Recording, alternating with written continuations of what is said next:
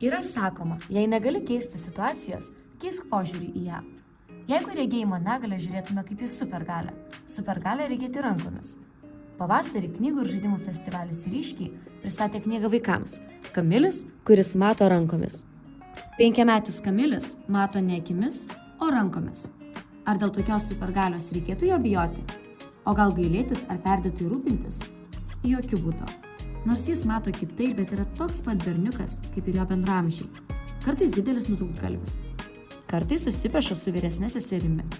Bet dažniausiai jis mielas, draugiškas, linksmas ir pats geriausias brolis.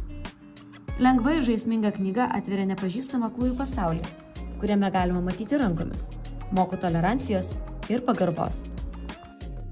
Knygos autoriai tikrai ne naujokai savo sferoje.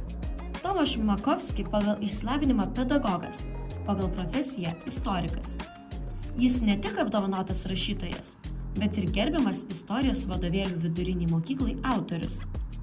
Joana Rusinek kuria eilėraščius, dainas ir kitokius grožinius kūrinius. Iliustruoja knygas vaikams, taip pat kuria animacinius filmus.